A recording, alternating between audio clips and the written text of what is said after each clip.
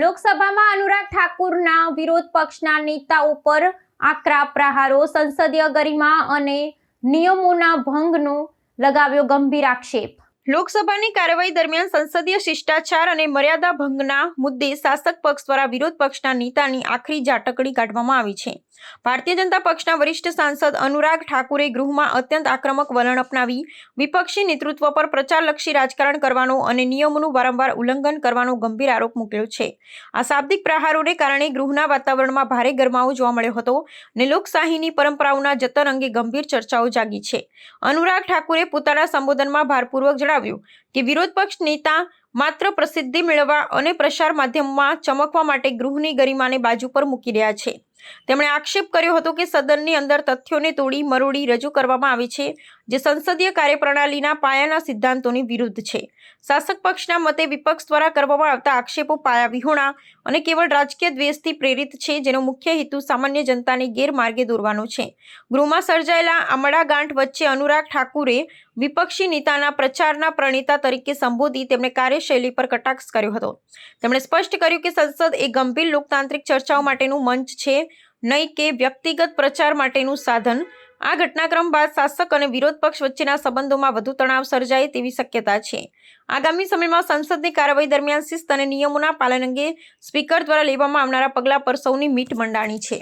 1966 में क्या कहा और फिर 1987 में राजीव गांधी जी ने क्या कहा, वो श्रीमान राहुल गांधी जी और प्रियंका गांधी जी को तो जरूर पढ़ना चाहिए, क्योंकि उनकी पार्टी के नेता और इस देश के पूर्व प्रधानमंत्रियों ने क्या स्टैंड इस पे लिया था। छोटा मन और लोकतंत्र को शर्मसार करने की बात कही तो आज ये वही लोग ये कर रहे हैं।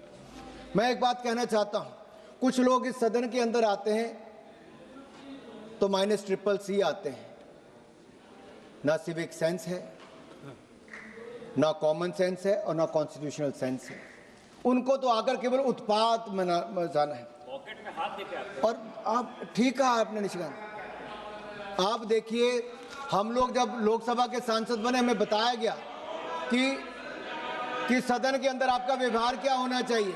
कोई स्पीकर बोलता तो आगे पीछे जाना नहीं है, कहीं पे खड़ा नहीं होना, गैलरी को रोकना नहीं है और जेब में हाथ डाल के नहीं चलना है। लेकिन वो सारे के सारे नियमों को तोड़ने का काम आज एक व्यक्ति करता है, वो लीडर ऑफ प्रोपेगेंडा है, क्योंकि उनको तो न्यूज में रहना है। ये फोमो गांधी जो है ना, फोमो गांधी, ये फोमो गांधी, फोमो मतलब फियर ऑफ मिसिंग आउट। इनको डर लगता है कि मैं हेडलाइन से हट ना जाऊं।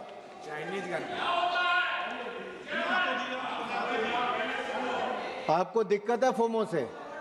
आपको डाउट है? इस पे कोई डाउट है?